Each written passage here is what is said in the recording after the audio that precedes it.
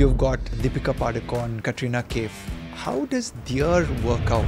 Their needs are different. When Katrina had to do Chikni Chameli, the dance, and she said, yes, if anything jiggles, I'll go on national TV and say you're not a good instructor. It was bloody difficult. Yasmin, I wanted to know what were some of the early challenges. One day the instructor was unwell. She called me up and she said, can you teach my class today? And I was shocked. Did everything wrong. At the end of the class, I was so embarrassed. Started researching on the internet. Out came the word Pilates, which I was like, what is this pilates? Why does the common man always have this excuse, oh, unke paas paisa hai, hamara paas paisa nahi? Is it about money or is it a mindset? Every person is a celebrity. You need to take that effort to make that decision for yourself that I'm going to invest. Do you feel your 30 years of experience is enough? My 30 years of experience is not ended. It's still ongoing. What are the common mistakes that people make? People watch the internet now and Instagram. Like, they're seeing people doing these fancy Pilates moves and they come to class and they show the instructor and they say, Aaj mujhe ye karna hai. But is your body ready for it? I'm excited to share this new podcast with Yasmin Karachiwala, the trailblazer who introduced Pilates to the Indian fitness industry and now trains Bollywood stars like Deepika Padukone, Katrina Kaif and Alia Bhatt. We dive into her incredible story from hating physical activity to now becoming a fitness icon. And her recent work with Alia Bhatt during her pregnancy was phenomenal. Yasmin shares her nutritional tips for clients, advice for those who are just beginning their fitness journeys, and the importance of understanding individual bodies to choose the right exercises. We also explore her personal challenges, multitasking as a family woman, and her philosophy. I like gambling with health. This is an episode filled with inspiration, insight, and practical advice that you absolutely can't miss.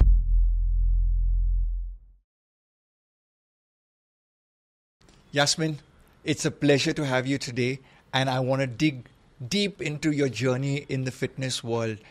Welcome to my podcast, thank you for coming all the way here. Thank you so much, Ryan, for having me, and I'm super excited to be here. I heard you just caught a flight in from Bhopal and landed in? Right. So what's happening in Bhopal? Yasmin Karachiwala in Bhopal? Yes, we're starting a Pilates studio in Bhopal, and we're partnering with them, and yesterday was the soft launch of that. Your journey has been extensive. Did you start off as a Pilates instructor? What was your story? And because it's many years in the making of your empire. So it's a really different story. I was a very different person as a teenager. I was super lazy. I never worked out. I hated the idea of moving physically. I would watch TV and eat samosas and bhajiyas and you would vada eat paos. Once again, you would eat samosa, badata, vadas and all of that and junk pizzas. food. And pizza. like, I could eat a full pizza just by myself. What was the switch? There wasn't really a switch that happened. When I was around 17, my best friend, 18, my best friend fell in love. And she wanted to look good and lose a little bit of weight. And we just had this new health spa that had opened in our city, in Bandra, where I live, called 10 The Health Spa, which had sauna, steam. And they had a very unique membership in, like, I'm talking about late 1980s, where they said 2 for the price of 1. And we were in college. So your bestie we couldn't and you afford. went for it? No, she forced me. I had no intention of going. She was like, because she didn't want to pay the full price. She was like, there's this amazing, why don't you join with me? I said, exercise me, not happening. She said, come on, you eat more than all the boys we know. You don't move at all. I think you should come with me. And if you're my best friend and you love me, you'll do this. So there I went, emotionally blackmailed my best friend. Went into the studio. She knew exactly what she wanted to do. She went into the weight section, started doing some leg extension. I didn't even know what those machines were. I was walking around. I saw this studio where people were dancing. It said aerobics. And as a teenager, I thought I was a great dancer. Mm-hmm. I walked in thinking I've totally got this, went and stood right in front, entered late, went and stood right in front of the mirror because I wanted to check myself out, did everything wrong because I realized that I had no coordination skills that are required for aerobics, probably kicked a few people or bumped into a few people, finished the class, and they all gave me the dirtiest look. And they were like, you don't belong here. What are you doing here? I was so embarrassed and disappointed in myself that I kept going back to that class because I wanted to prove to myself that I can't be so bad at something. And one day the instructor was unwell. She called me up, and in those days we had phones at home, right? Okay. No mobile. She called me up and she said, can you teach my class today? I'm not feeling well. And I was shocked. I said, what do you mean teach your class? I don't know how to teach aerobics. And she said, there are cassettes. This was the cassette age. Just play any cassette you like and do whatever comes to your mind. I said, okay. I went, I put in a cassette. I said, hey guys, I'm teaching the class today. And they all laughed. And they said, yeah, right. Like, we're now going to do rubbish. I put the cassette, and to my astonishment and the people who I was teaching, I knew the entire 10-song routine. Like every song, every beat. I could even instruct them because in my memory, subconscious, I'd heard the teacher so many times that I was giving instructions. At the end of the class, I think more than the people being surprised, I was surprised that I could teach the full class. And they said, when did you learn? And I said, I didn't. And that was the start of your journey. That was the start of my journey. Not really. After that, the instructor was pregnant. That's why she couldn't make it. And she was teaching an afternoon class. So she said, after college, would you like to come and teach this class? I'll pay you. I said, okay. And yeah, that's how it started. So I would go to college. I would come back, earn this pocket money, and then after I completed graduation, and then I got hooked. I would go to that class every day, show off. And when I was going to the US after I completed graduation, I was working we had something called Camp America, where Indians would go to America and work in summer camps, and you'd get paid. So I was going there, and she said, why don't you go do a course, because in those days nobody was certified in India. And of course my confidence always took the better of me. I said, yeah, I could teach a class without being trained. I can go do a course. How difficult can it be? It was bloody difficult, if I can say. So I failed because your passing percentage is 75 plus, and we are used to 35% And passing. this is the Pilates course. No, this is aerobic instructor training. So even aerobic instructor training in the US is a 75% pass. Yes. Okay, so the first time you took it a little lightly. Yeah, I took it very lightly, and you needed to know anatomy.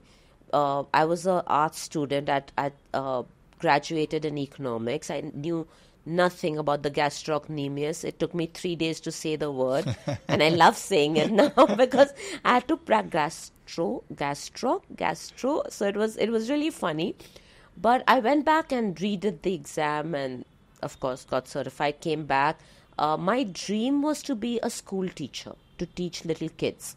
I love toddlers. So I came back, I did my early childhood care and education. I used to teach in a school in the morning and run aerobic classes in the evening till I had my own children. And then I realized that I used up all the patience that I had in my school, that when I came home, I didn't have enough for my older son. I had only one then. And I would be impatient, and I said, okay, this is not fair. So I stopped teaching, and then I did a personal training course. So I thought, okay, I'll go to people's houses and do personal training. And then in the evenings, I would do my aerobic class. So then I did a personal training course, became a personal trainer, did that for about 8 years. And then I had in that time, had my second son, had this little abdominal fat that I did 100 crunches, I did 1,000 crunches, I could never get rid of. Started researching on the internet, what can I do to get rid of my abdominal flab, and out came the word Pilates, which I was like, what is this pilates? And then I researched which are the best studios, how do I do teachers training, found the studio in the US. So this was first for you personally? Of course. Okay. Everything is always first for me. Okay. I come on top of the pyramid. And then I found Pilates and I called up the school. First I saw the word Pilates and then saw who in India teaches Pilates, and nobody did. Then I found a school in America and I said, I want to become a Pilates instructor. It was in California. And they said, oh great, how many years of practice do you have? And I said 0. And they said the prerequisite is that you have to be practicing Pilates for a year before you can come and do the course. And I said, nobody in India teaches Pilates. So they sent me some DVDs and they said, watch this, practice for, a few months at least. I saw it. The roll-up looked like a sit-up. The chest lift looked like a crunch. And I called them. I said, I do all of this. Why are you telling me to practice this? I'm from India. I do yoga. I teach, I'm a personal trainer. By then I was a personal trainer for about 15 years. Where was this in the US? California, in Orange County. Ah, okay. So I packed my bags. They said, listen, we want to just warn you, it's tough.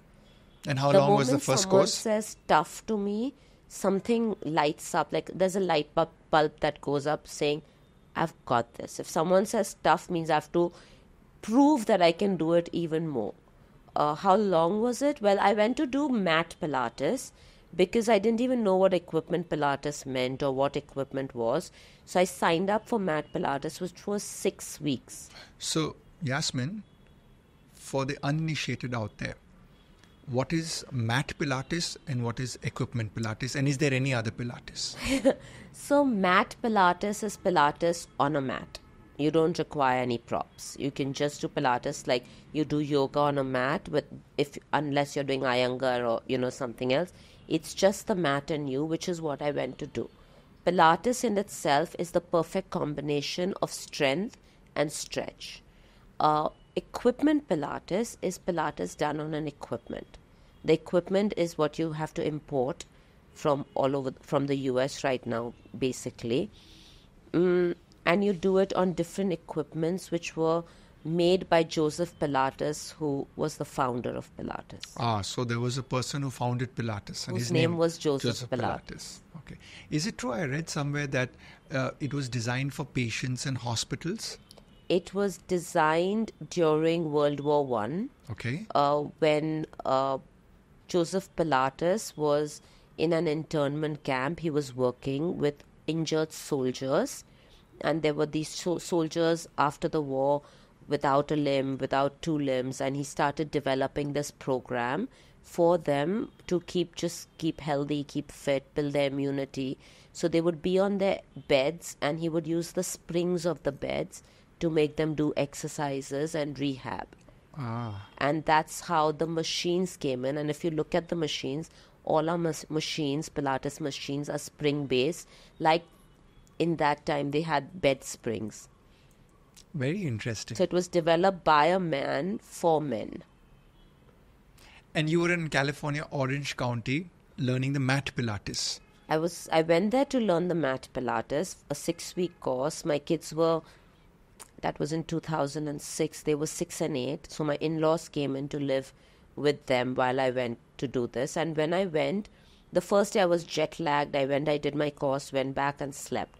The second day I was a little more alert. I did. So it was the first half of the day that they did the mat training. And then after that, they were doing the equipment training. The second day I stayed back to see what are they doing when I go home. And I saw the equipment and I fell in love. I was like, I have to bring this back to my country. And so I went and met the teacher and I said, I want to do this. He said, well, you've just signed up for mat and you've already missed 2 days of equipment. I said, I'll make it up. I'll do extra classes and whatever. So he said, but the equipment training is 12 weeks. I had already booked my tickets. So I called up my in-laws and I said, I want to do this training. And the instructors allowed me to break it up. 6 weeks now, 6 weeks come back after 6 months. And so they said, and that's when you have supportive, family. And they said, beta, whatever you want to do, you do. You go back and do it. That was so beautiful. Yeah. So that's how my journey began for Pilates. So when you said that you saw the equipment and you said you have to bring this back to the country, what was clicking in your head at that time? Is it that you were already a personal trainer, you'd done aerobic classes, taught aerobic classes, and you saw something? Because today you have many studios. You have many people who have trained under you. Right. But at that moment, as an entrepreneur, I don't think you were an entrepreneur. Were you an entrepreneur at that time? No. But then you said I had to bring it back to India.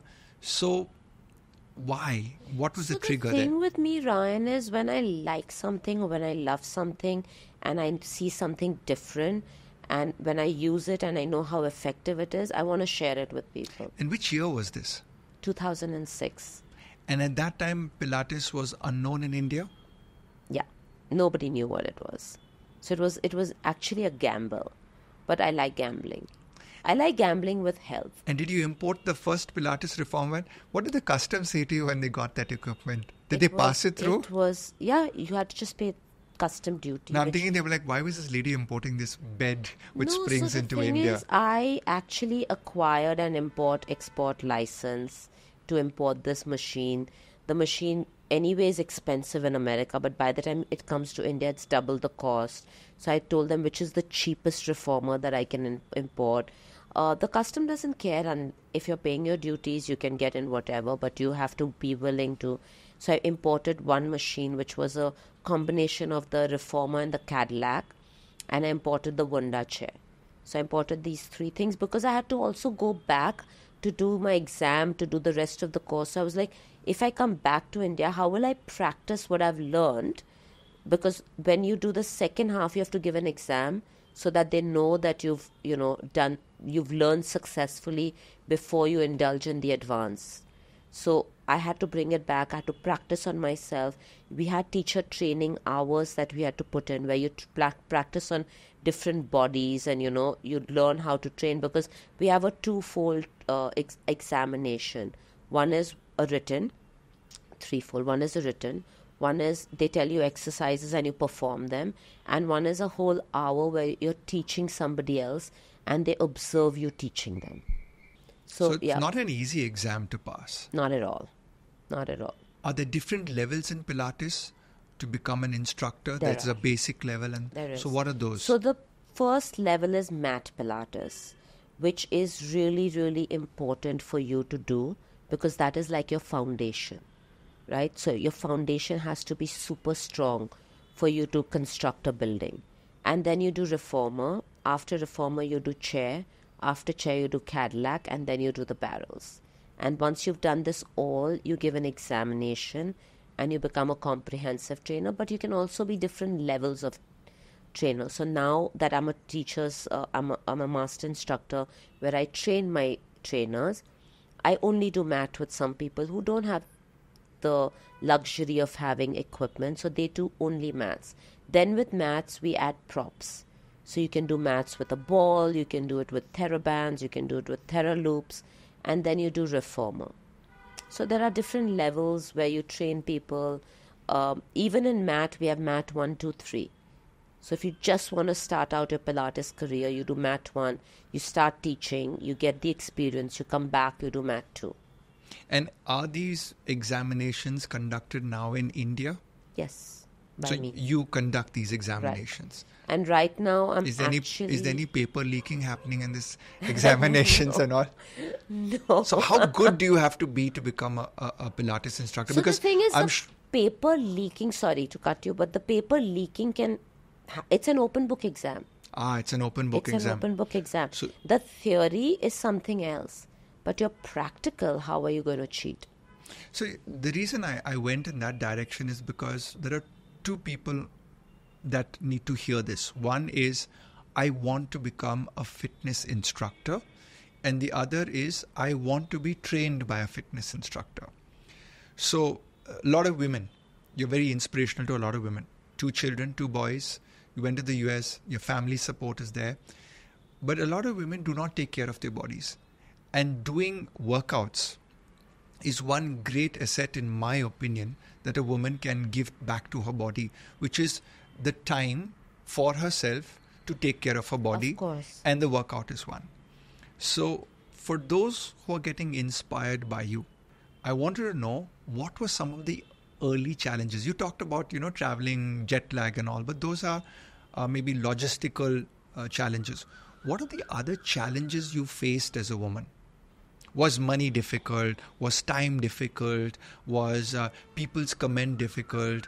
Was how can you take care of 2 children and go for classes? Did you face some of these issues? So I think the biggest challenge comes from your spouse sometimes, because he says you have no time to do this and you have no time to do that. But as women, we are gifted with being multitaskers, right? We manage our time. So from an early age, I knew that I wanted to give my kids quality instead of quantity. I was never that mother who woke up and dropped them to school to feel that importance, or who would want to hear when I'm abroad that my kids are missing me.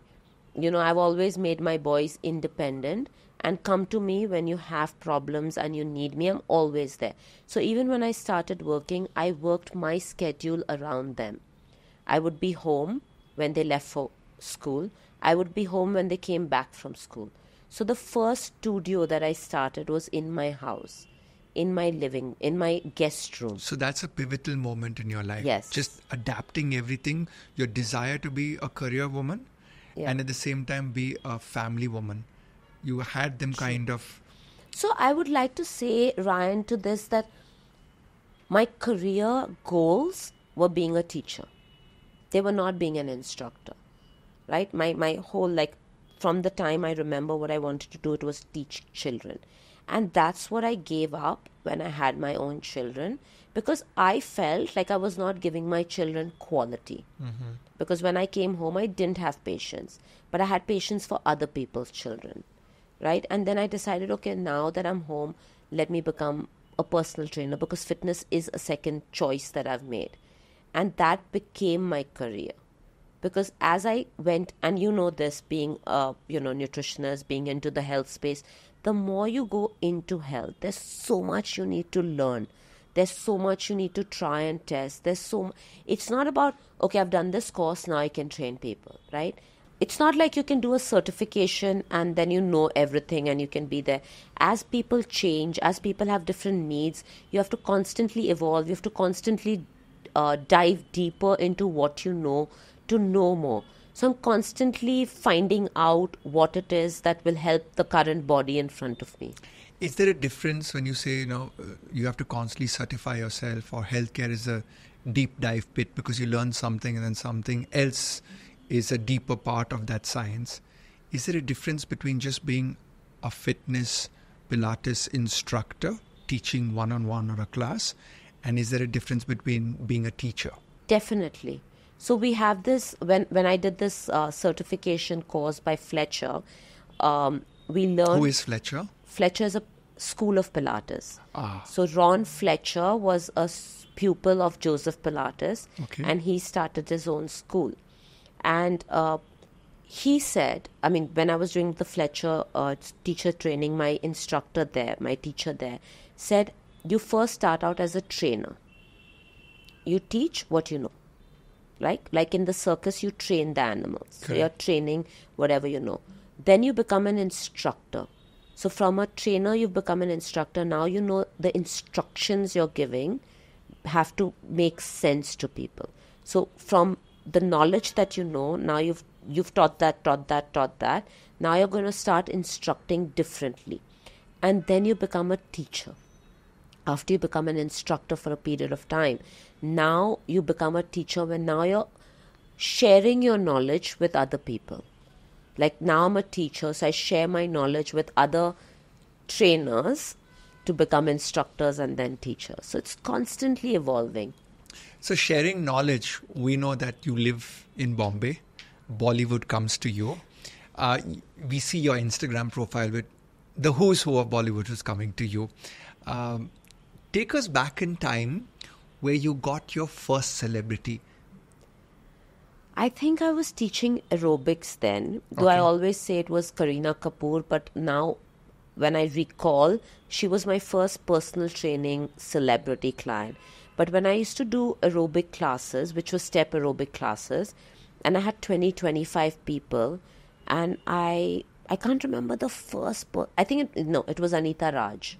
Okay. Anita Raj was my first celebrity. And she was sweating in your aerobic class. In my aerobic class, and she had come out with a yoga DVD.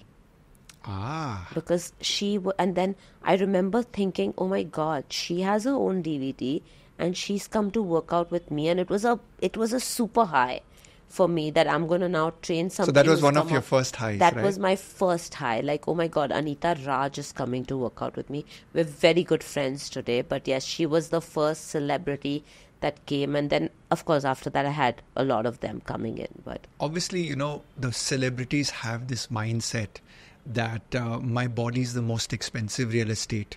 And they invest in their food, their diet, their nutrition, their trainers, the masseurs, even their doctors.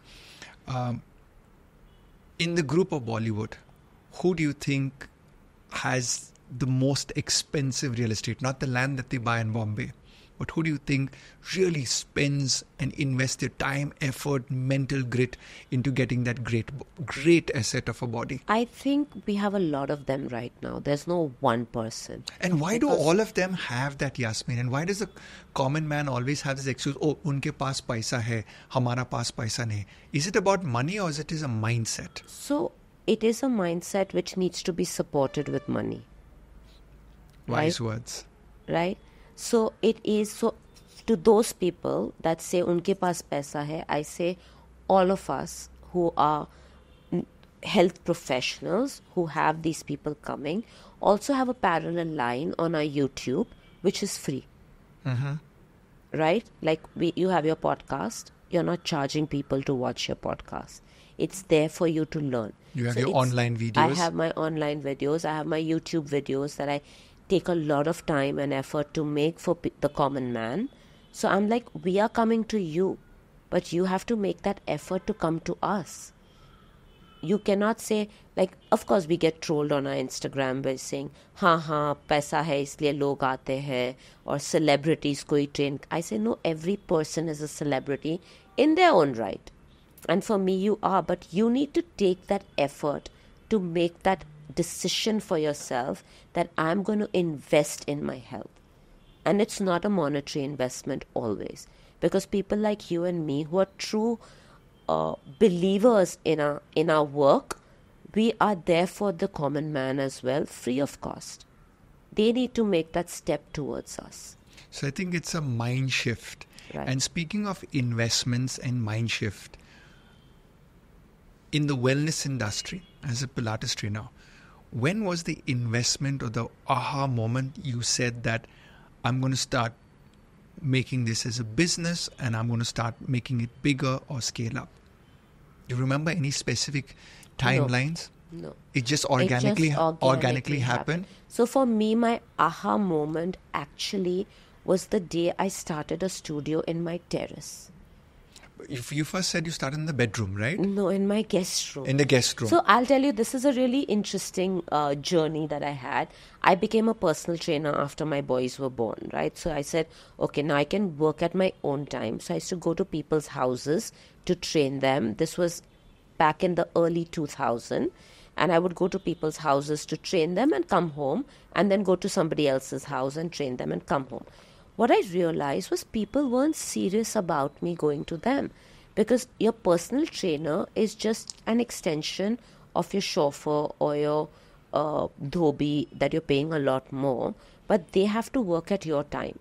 So if you if I was training men and they got a really important call, I had to wait for them while they finished their call. If I was training women and the sabzi wala came, or the dhobi came, or the driver came, I had to wait for them till they finished their conversation. It wasn't like, okay, this is my 1 hour that this individual has come to train me, that I need to give them my focus time, right? And I hated that feeling. They didn't value my time. So I told my husband, we had just moved into our own flat, our nuclear family flat, and we had a guest room. I said, do you mind if I call people home instead of me going to their house? Because now they are coming to me, I can set the rules, right? I'll have to say, for 1 hour, please put your phone on silent and respect my time. He was like, are you crazy? What are you going to now call people to our house? And I said, the kids are so little and I'll always be home for them. And that was the clincher. So he was like, of course, yeah, I think that's a great idea. So I invested in a few equipment. I turned my guest room into a studio. I was always home. The boys were very little then. They were 2 and 4. Literally 2 and 4. So I was always that stay-at-home mom, doing my own business. People would come in if they needed me. And that's when I grew. And then I said, okay, you know what? We have a terrace flat. My dream is to have a studio on my terrace flat, which I knew the builder. And I told him this is what I want to do. And he said, give me a few years to work it out for you. In about 2 years, I got this terrace. And that was my dream. That was my aha moment. But that was actually the start of this journey. Before we jump back into this conversation with Yasmin, I'd like to thank our sponsor Cure by Design and highlight one of their hidden gems, hemp seeds, full and toasted. Now I know what you're thinking. Kya ye bang ka beej hai? Ji haan, but did you know that you can actually eat these? Hemp seeds often get overlooked, but that's a big missed opportunity. Hemp seeds are perfectly roasted, so you enjoy nutritious edible seeds of the hemp plant. They're packed with protein, fiber, and omega-3s, supporting strong bones, immunity, and oxygenated blood. These seeds are perfect for paleo, keto, vegetarian, or vegan diets, and they promote metabolism, brain function, healthy skin, and hair. With a 10 to 15% fiber, they improve digestion and help with constipation, making them a true superfood. Personally, I add hemp seeds to my smoothies and salads, and I've noticed a boost in energy and better digestion. It's made a real difference in my overall health. And Cure by Design have been gracious enough to provide you, my followers, 25% off on each packet. And since you're still here and watching this, the first 100 of you will get buy 2 and get 1 free offer. And all you have to do is click the link in the description. So Ryan, you've been asking me all these questions about myself, but I also have a few questions of my own to ask you. Please go ahead. What was your journey like? Well, my journey has just been very simple. I always sold nutritional supplements as a scientist, as a food scientist, as a nutritionist. Okay. And when we sold these nutritional products, people said, "Bhai bolo, dal chawal roti kaisa lene ka hai?" So I always had this team of dietitians with me. So I had more dietitians and salespeople, and over a period of time, I realized, people are actually willing to pay for the knowledge on how to construct their food, which they have learned to eat out of love and culture from their parents. And now they want a little science to come into it. Because they go to the gym, they're going to people like you, they're working out like crazy, but then they're going back and eating whatever culturally has been assigned to them. And sometimes that's not working in an aggressive program where you want your body to behave in a certain way, whether it's fat loss, it's muscle building, or you have diabetes, hypertension. People work out, they say exercise helps a medical condition or a lifestyle resolution, but then the diet is really like not keeping pace with the times. So I started my chain of Qua Nutrition clinics, and that's where I got started in terms of scientific practice with sports people first. So some of my first athletes were a similar aerobic instructor like you by the name of Dinaz, who did the Guinness World Record of non-stop aerobics of 26 hours. So I was a person that actually wrote down her entire nutrition plan for a year, because you've got to prepare the body. You can't suddenly turn up as a personal trainer or in a fitness class, do very, very heavy loads and intensity without having your nutrition backing you. And that's the subject of sports nutrition. How long back was that? It was about 2006 when we did the Guinness World Record of non-stop aerobics. Wow. And then 2008, I won an Olympic medal with Sushil Kumar. I did his diet plan for the bronze medal at Beijing. And we followed that up in the next Olympics with a silver medal at the London Olympics. So the trainers would be taking the nutrition plan from me, or they would be the trainers to the Olympic level superstars or athletes. So they knew that Ryan Fernando would be prescribing the diet, would be balancing out the blood test, the genetic test, the food allergy test, and then Ryan would also look at the supplement strategy, the nutritional supplementation. So over a period of time, the film stars would also work out with these supremely gifted trainers because they were the best in the industry, right? And they knew that they needed to get a sports nutrition diet, and they knew that they would come to Ryan Fernando. So my journey started with a lot of the Bollywood and the superstar celebrity athletes calling me up saying that we need your nutrition plan, and it was pure word of mouth. So Wow. people always ask me, "Oh, you're a celebrity nutritionist," and I always go back and say, the famous people knew me, but the rest of India did not know about it. And I think the reason behind this was that the price that astute people, wise people, people that are chasing their dreams and goals, they put a certain value to what they put into their body. And they realize that what they've been taught in society may not be the right version of food to enter the body. And so they start hunting. Who's this person we need to go to change the way we eat? And that's how half of them land up at our clinics, and then we start writing a nutrition plan. On that note, I also want to ask you, I was seeing your podcast on protein powders, and Zahan and I share, my son and I share the same protein powder, and I've been telling him, I find it too sweet. I cannot have it, and I've been looking for a non-sweet and like a natural, because I said, I want to get a protein powder and put some peanut butter in it to make it tasty, but I don't want these flavored protein powders. And just then I saw your podcast on it, and it was everything that I was feeling but not being able to express because I'm not, a nutritionist. And that was really interesting. So Yasmin, the simplest thing that you did was understand your qua. Qua in Latin means incapacity of. So you were taking this protein powder, which is commercially designed, standardized label, sweetener, flavors and all. There's nothing wrong with that, maybe if you're an Olympic level athlete. But when you are a lifestyle person, when you're going to take a product day in and day out, right? You want the best nutrition going into you. You do not want the best flavor, artificial flavor, or the artificial sweetener entering your body. So I'm glad you discovered this, because this concept, and every woman should understand this, there's a bio-individual response in each one of us, especially in women. Why women? Because of your hormones. So that's where, this whole thing starts about, wherein if we can get women to understand their blood biochemistry, their hormonal chemistry, their menstruation cycle, and then what life cycle they are at. College girl, first job, just married, trying to get pregnant, first, second, third trimester, child is born, breastfeeding, then weight loss post-pregnancy, and then the rest of your life in terms of you're having an active menstruation cycle, then menopause, and then post-menopause. Right. So there are all of these life cycles with women which are highly challenging and interrelatable with your food. But if you meet most Indian women, their diets remain same as when it was in college.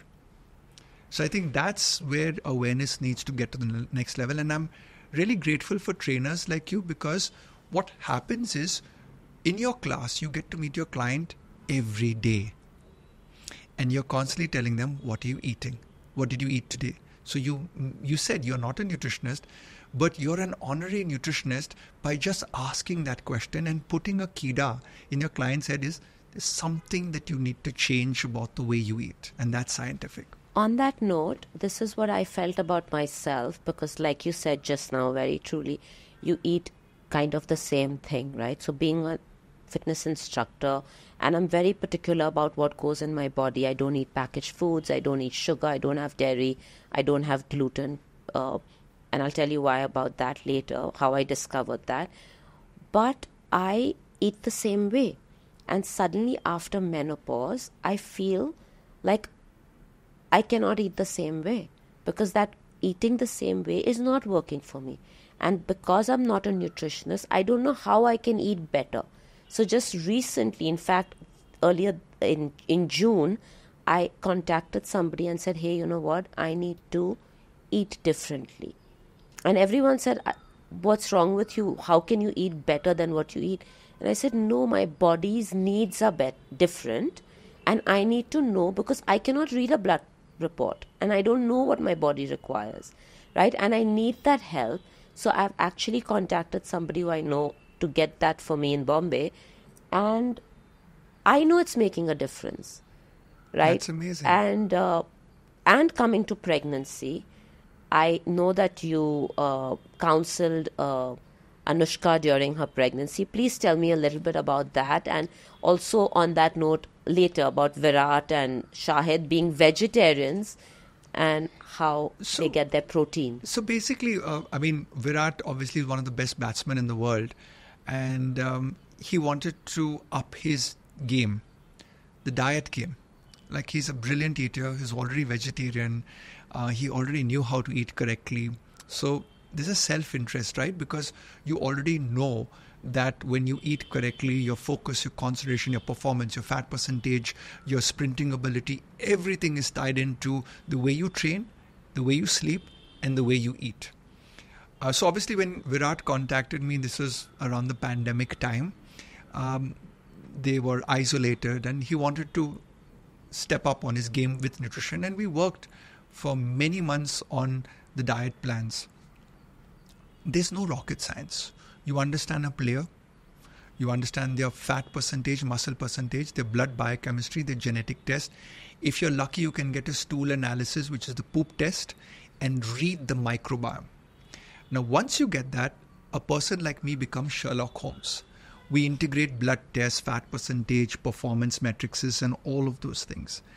And during this journey, obviously, Virat researches a lot, and he looked at our website and realized that at Aqua Nutrition Clinics, I have teams of medical dietitians also. And they happened to be expecting their first child. And he said, can you frame the nutrition plan? Now, what people don't understand is they think that you just have to double calories. So today, women are getting wiser because of access to information. So you can Google up what is a diet for conception. What is a diet for the first trimester when you're puking your guts out? So obviously, the people who are astute, have the means, will go and find an expert. So they asked me, can you handle the trimester's nutrition plan? And we did that very successfully. Speaking of pregnancy, I customize nutrition plans. I was looking at one of your Instagram posts where you worked with Alia Bhatt, I think. So do you also really customize your Pilates workouts, your fitness workouts for each and every client? So like nutrition is bio-individual. Is it the same for fitness? And with Alia, what was the journey like? Because, I get pregnant women coming to us for nutrition plan and they're like, can you give me an exercise plan? And I'm like, I'm not the expert. You need to contact an expert. And they're like, but what do we do? Who should we go to? What is it done? So tell us a little bit more about Alia's journey. So definitely, like nutrition with exercise, you have to be very, very to the point for the trimester that they are at when they're pregnant. If they're not, we learn, and that's what I learned with Pilates, and that's why for me Pilates is my Bible. We train the body in front of us. Everybody has different needs, limitations, strengths, and we understand that, and then we train them. With pregnancy, I have an obsession, so I'm constantly doing more and more training with my instructors, different experts on pregnancy, to know more, because there is so much that you cannot know in one training, right? So I put my instructors through. With Alia, it was really funny and beautiful, because she comes to me and she's like, yes, I'm pregnant, but I need to exercise. So we customized exercises, and we have to make it interesting, because now Alia is a person who works out every day, right? And she doesn't want to be limited with her body or the condition that she is in. So we develop exercises on the fit ball, on the Swiss ball, on the reformer. I kept changing it because Alia has a very short attention span as well. So she can, if I do like 20 repetitions, I know I've lost her at 8. So I make it very crisp. Her workouts are very crisp. You have to move before she starts, her thoughts go somewhere else. Oh, I thought I did that in my workouts, because I actually switch off in my workout. Yeah. And so that's the job of the trainer, to pull you back. To know each individual's personality. Right? There are some people who will benefit from repetitions because their first 4 reps are not even counted. It takes them 5 repetitions to understand the exercise. There are some people who switch off after 8 repetitions. So you have to change it before their mind can switch off. So this is actually where the personalization happens. I just understood it. That a trainer can have all the knowledge about the dumbbell, the reformer bed, Zumba, Boomba, whatever it is, and they can be like great with anatomy. But if they don't understand the personality of the client, then there's something missing. But I think this is also because of like I said, I love doing training courses, right? I love learning more. And every time I learn something new. Like I remember the first Pilates training I did, I had met other instructors. It was their second or third training from a different school. And the Pilates training is one of the toughest trainings I've done. I've done a diet plans for a few of the Pilates students who go for these, and the timing of what has been given to your guys in terms of practice and study and performing is brutal and intense. It is. Both on the mind and the muscle. Yeah. So I would meet these people who had done that, they were on their third instruction course, and I would be like, why would you do this again? Like this first one, but now after having been certified by 3 different schools of Pilates, I understand the why. It's because you learn something completely different from every school of Pilates. And now that I'm writing my own Pilates manuals, I'm using all 3 schools to make something which is unique. Do you feel your 30 years of experience is enough, or would you like to go back in time and ask for more experience? My 30 years of experience is not ended. It's still ongoing. So no. So you're saying that even as a teacher, you have to keep learning. I love to learn. There's so much that I still don't know. And when you're learning or practicing or teaching, do you get ideas for your pupils or students on the spot? Of course. I would be doing one machine and then suddenly I'm like sometimes when I'm making them do an exercise, I feel like it's not working. Like something's not working and I need to switch it. It could be a well-researched exercise that I do day in and day out. But at that point, that body is not reacting to me. And that's what makes me change it. Like, say I was training you and I was making you do feet in straps, which is an exercise you do beautifully. And you've done it for maybe the last 10 sessions. But on that particular day, maybe because you've not slept well, maybe because you just come back from a trip, your body is not reacting to it. For various, you're feeling a bit under the weather. I'm seeing how your body is moving.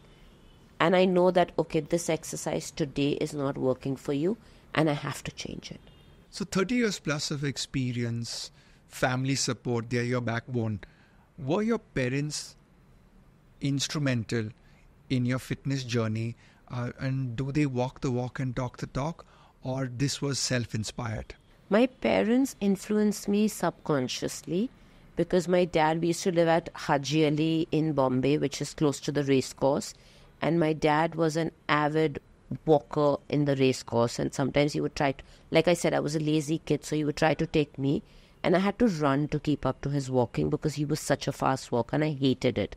So my dad, every day, come rain, shine, whatever. Even in the rain? Even in the rain. He would be at the Mahalakshmi race course, walking 2 rounds, which is like some 7-8 kilometers. And then as he grew older, he would walk 10 kilometers. My mum used to do yoga. We lived in Haji Ali, and in those days we had one car. So dad would take the car to office. Mom would take a bus and go to Chowpatty and do yoga there. And I thought my parents were crazy. Like I couldn't understand why they were making such a big deal about exercising. They both looked pretty good. But I think that kind of discipline is what came down the genes, which was a great thing because now I understand that I get it from them. Subconsciously, they were my role models and they always told me, do something. My mom would constantly, while I was growing up, say, do something, move, exercise, go down and play, go down and play. So, yeah. Speaking of our beloved mothers, I constantly try and tell my mom, I bought her a set of dumbbells recently, and I said, Mom, you've got to strength train. Your advice to all the mothers out there, especially the mothers, our mothers who are of the older generation, they don't work out.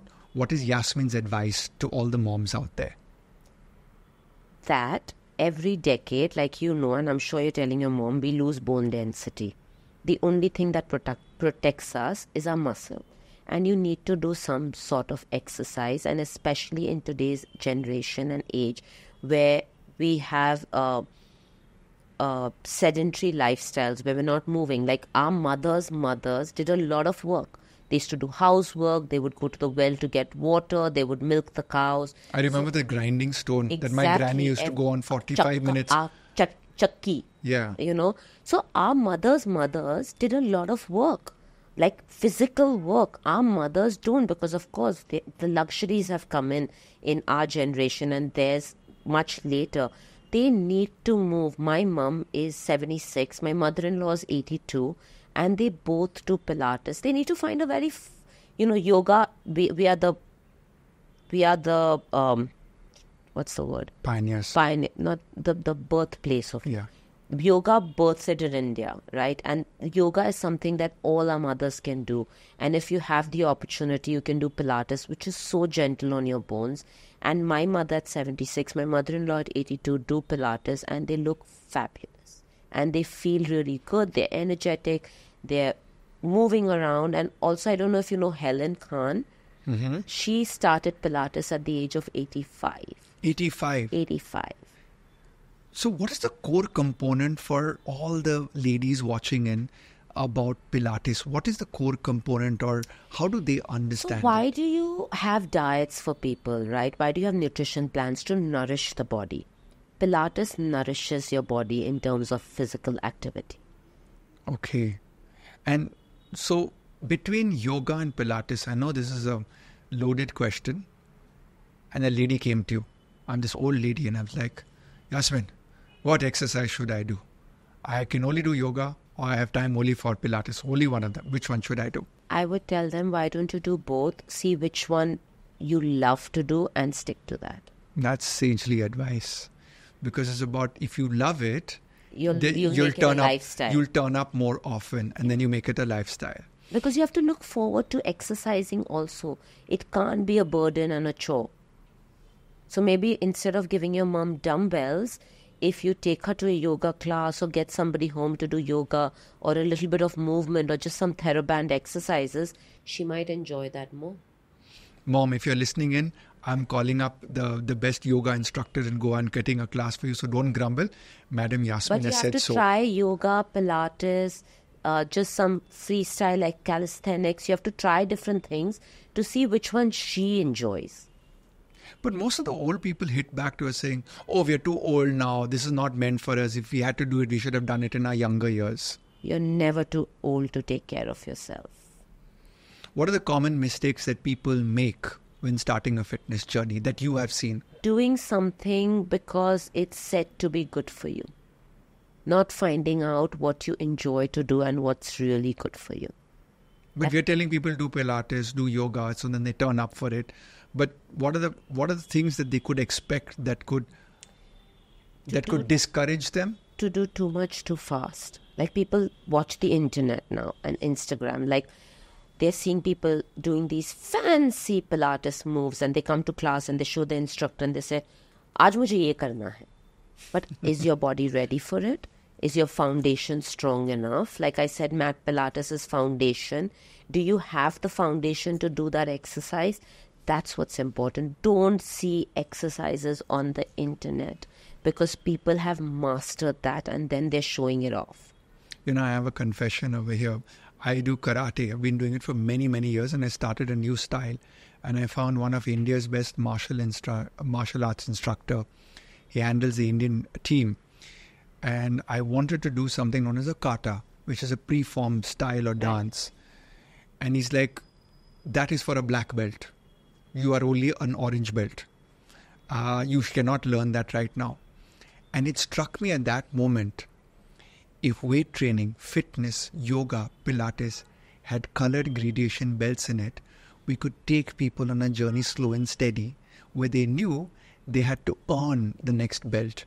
But speaking of earning their belts, we've got the celebrity superstars who are black belts in their life.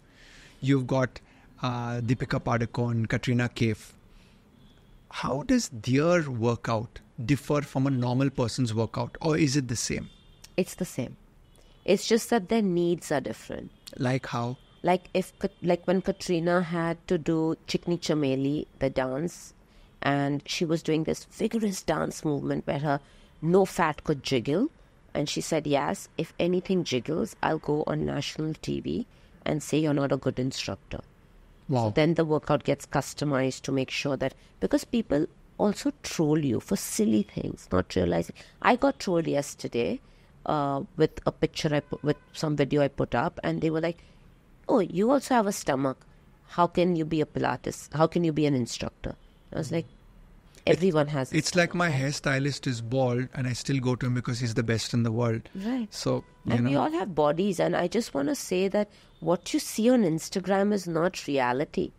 Most of the time we put our best foot forward. Obviously, we want to look good. We don't want to show. And why would you put up your worst foot on a social media platform, right? But to troll is just something which we've learned to do without thinking of consequences. So when an actor goes on a film set and has to look a particular way, they work really, really hard, and we customize everything for them to look that way. For the people who envy our film stars who come to us, they don't see the background. What's an average number of minutes that a person puts in every day for their fitness regime? I would say an actor or a superstar, whether it's an athlete or an actor, they put in 24 hours into their day to give you what you're getting, right? Because it's not just their workout, it's their lifestyle, it's their nutrition. It all needs to go hand in glove. Just one thing on its own will collapse. It's like all these pillars have to be strong for them to be on the top. So what you don't see is the kind of work they put in. They've had a 14-hour shift where they're shooting and they still come to work out. After that shift, you have to customize their workout according to what kind of a day they've had. They are on set the whole day. How are they managing their nutrition? Which it's not easy. But they do it because that's the investment that they've made in themselves. So those are the things you don't see. What you see is them on screen looking their glamorous self, or you're trying to catch them outside a beauty parlor or the airport, and things like that. Even that has become stressful for them now. And that was a famous role, and for her to have no fat jiggling anywhere was a testament to your ability to train her. Can you share some secrets about that workout that were really brutally intense? Or was it a cakewalk for her? No. It wasn't a cakewalk for sure. I'm just trying to recollect because it was so many years back. But it was we used to work out every day, an hour of workout. We used to put in cardio after that. The food was very disciplined. We never did the same workout every day. We were doing a lot of functional training, which needed to change every day because Katrina gets bored really easily also. So I never do the same workout every day with my clients. So I had to come up with new ways to do the same thing, if you know what I mean. And also it was making sure that if she was shooting, how do I put in those hours of training with her without it hampering her performance at work? On days when she would have had a long shoot, we would just do Pilates. But it would be active Pilates. But while she was shooting the song, we would do passive Pilates. So it was more about rebalancing herself. So you were taking the calorie balance, like the expenditure was aggressive at a movie set, then she came back and rejuvenated her training with you. Exactly. And if it was a day off, you would go into intense, hardcore workouts. I would love to be a circuit inside your brain right now because you customize and design these workouts like a computer, right? You've got all of the experience and it's a code. Exactly like you, wouldn't you say, Ryan? Yeah, so it is what we do, but it would be very interesting to pick notes with somebody on how they do it, because sometimes I'm just thinking, okay, Shahid Kapoor gets up at 4:30 in the morning and then starts his workout, come rain or sunshine. And you see that discipline in people who are very, very driven. And then he's finished his meditation, his prayer, his workout, everything before his kids get up. And then he dresses them up to school and stuff like that. So when you look at how you have to manage that, you have to write down your notes and put things together. So it's a lot of manual practice creating a diet plan or an exercise plan. Now, in today's world, AI has come in. So I've been seeing that AI has been begun to help me research dishes that I never knew about, right? Has AI changed your mindset? What do you feel about it providing customized workouts to people? And look, you and I are craftsmen of our trade. And a lot of people are saying, but I can now get an AI diet plan, an AI exercise plan. Where are you in this world right now? So like I said earlier, Ryan, I'm constantly learning and I'm always eager to learn. And at 54 today, what I've learned from you is how to use AI. So I'm going to now start exploring the world of AI, which I haven't yet because I didn't know how to. But yeah, I mean, it sounds, whatever you've shown me today before we started this podcast has really got my mind ticking as to how I can now work even more efficiently. I think that's a key word, work more efficiently, because somebody asked me this question the other day, is that, do you think, I can just get an AI-driven diet chart? But I think the motivational part of your instructor, teacher, guru, nutritionist or fitness instructor, whoever that person is, the presence of a person, the guidance by that person, the motivation by that person, I think it'll be quite a few number of years before AI can actually take over that part of our lives.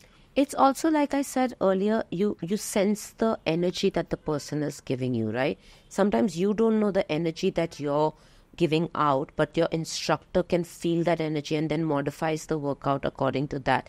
You literally have to have a robot AI present with sensitivities to feel that for you. And you as a trainer, I've seen some of your videos, you talk highly about nutrition. You're one of the few trainers that I've looked at, and you've said nutrition is of primary importance. You can't, you can't out-train a bad diet. So what are some of the nutrition tips that you guide your celebrity clients with? What are the basics that you give over there? One thing I like to tell everyone is to not have sugar, refined sugar, because I've learned this. My dad was discovered with cancer about 11 years back, and we took him to Mexico to this health hospital, Oasis of Good Hope, because we didn't want to do chemo with him. He was stage 3 lung cancer, and we wanted to change and get him better. And they promised that through nutrition, they would change your lifestyle and give you a good quality of life. They don't tell you we'll take your cancer away, but the life that you have left, they promise you will be good quality. And that's what happened with him. And the doctor there said that sugar is poison to your body, and when you go for a PET scan, they put in an injection, and that's glucose, which tells your cancer cells it's time to party, and they light up so that you can capture that image on the machine. And that's the one thing that stuck in my head. My dad lived for about 18 months after that. It was good quality of life, but he didn't go out, with pain, and he accepted that I have that much time left. So that's the one thing for me which is poison, which is sugar, and that's what I tell my clients. And the next thing is eat foods that are alive, because you're going to feel alive, right? So your fruits, your vegetables, you eat a packaged food which has preservative, it's dead. It's going to make you feel dead. Who can say they had a packet of Doritos or potato chips and felt great? Before we wrap up, one piece of advice you would give to my audience out there if they were going to start on their fitness journey? Take baby steps. Find out what exercise works for your body, what exercise you enjoy. Build a really strong foundation and then take it upwards. When you say baby steps, are you meaning the intensity of that one-day workout, or planning it for the whole year and go slow and steady for the whole year? No, I mean, if you're a person who's never exercised and you're starting off on a journey, don't suddenly say, okay, now I'm going to exercise 4 times a week, an hour. Say, I'll exercise twice a week for half an hour. Get used to it. Get that into your routine. Build on that. Once you start enjoying it, once you start seeing results, then take a little more. We're both available on the internet. If you don't have money, find us, follow the right exercise routine. Don't try to suddenly from 0 try to go to 50 and say, okay, now I'll start with squats, lunges, leg presses, deadlifts, get your body ready for it. So that's pretty much what I'd like to say to people who want to start out, that plan it, take baby steps, right? But one for you now, Ryan, supplements. People say, oh, I don't take any supplements. I recently have discovered the importance of supplements. Can you share your thoughts on that? So supplements, I always say this, are a nutritional convenience for your nutritional indiscipline. Now, your indiscipline could be genuine, that is, your body stops absorbing because you're aging, or you have a genetic back foot to not absorb that. Like I have a calcium deficiency absorption gene, so my body doesn't absorb calcium well, so I need to take a supplement. And on the other hand, the indiscipline could be because you do not know how to eat correctly, or you're abusing your body. So supplements are good, provided they're taken under medical advice in conjunction with a genetic test and a blood test to know where you lie. Taking excess amount of any micronutrient, be it a plant compound, vitamin or mineral, research has shown that sometimes it can activate centers of growth, including cancer. So you might be aiming for muscle growth, beautiful skin growth, but could you also activate anomalies inside of your body? So this whole concept today where startups have come and left, right and center, people have supplement companies and people are prescribing supplements, and with due respect to anybody who's influencing or advertising supplements out there, you are not qualified to understand how that supplement would interact in your client's body. In fact, doctors do not study about nutrition in medical college, and therefore their training on drugs is paramount in medicine, but it's not nutraceuticals. And therefore, their idea of vitamins, minerals, amino acids is trained in later years by the pharmaceutical industry, who approaches them for the general range of nutraceuticals, multivitamins, which is why you see doctors saying, okay, you can take this product of nutraceutical origin, but only for 2 or 3 weeks, then stop. But what if there's a condition that requires you to take a nutraceutical supplement lifelong? You only come to know this with repeated blood biochemistry tests, working with a qualified medical dietitian or medical nutritionist, and they're tracking you over a period of time and not giving you mega doses of supplementation. A lot of nutritional companies, like in protein powders, they say you need to take 2 grams per kg body weight. But not everyone's a bodybuilder. So why would you take 2 grams per kg body weight every day? But if you're taking only 30 grams of protein a day in your entire diet and you need 70 grams, then you need a supplement. So it's kind of when you drive a car, the road is open, you'll press the accelerator. But when there's traffic, you're not pressing the accelerator. So you need to understand or determine the conditions inside your body. And this, I advise people to seek professional medical help before they just start supplementation. And a lot of people now are supplementing because of longevity. Things like resveratrol, NADH, NMN, astaxanthin, one of my favorite molecules. But when you're kind of, it's like, imagine people, everyone says, I know how to cook. Then you go in the kitchen and you put this masala, that masala, because all masalas are good. Right. You're not even tasting your dish. So you're not even doing the blood test. You're just putting masalas inside of your body. Masala meaning supplements. The dish is going to turn out not so good at some point of time. Gastritis, digestive disorders, high BP. I've had a client once who began taking a fat burner, simple fat burner called L-carnitine, but did not know it had an interaction with the thyroid. And the day they turned up in my clinic, they showed the data and everything. I looked at it and I says, you're taking a nutritional supplement that you're not supposed to take. It's like, how do you know? We didn't even tell it to you. It's like, it's clearly indicated in your blood test. So Sherlock Holmes is there in your blood test. So don't take a nutritional supplement without having data on hand. On L-carnitine, I quickly want to ask you, what is your take on Mounjaro and Ozempic?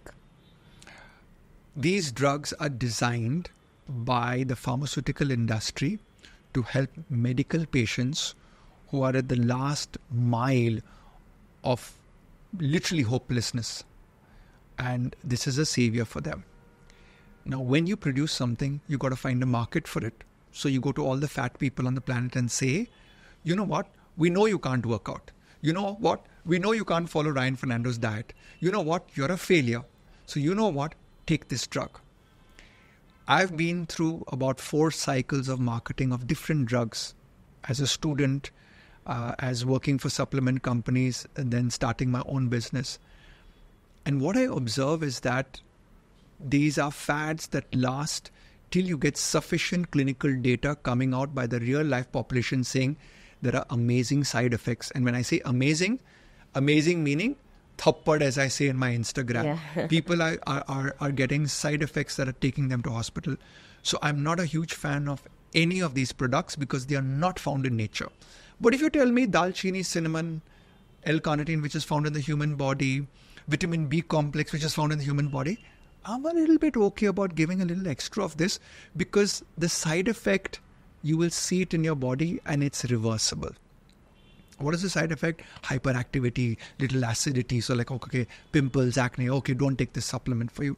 But when it comes to these drugs, people are not taking it on doctor's prescription and they're getting side effects. And even if your doctor prescribes it, I would say to the doctors, could you explore diet and exercise aggressively by your patient Because first? we want people to live healthy lifestyles, and this is so like, and you and I both being in this profession, we know losing 1.5 kilos a week by not doing anything, just by it curbing your appetite and I don't know what else, what other harm.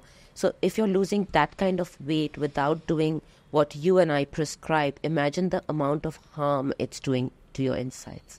I think people should explore and doctors should explore these drugs once you've put the client through the regime of 300 workouts in a 365 day.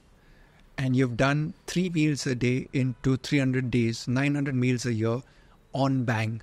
And then if you're not getting a result, explore drugs.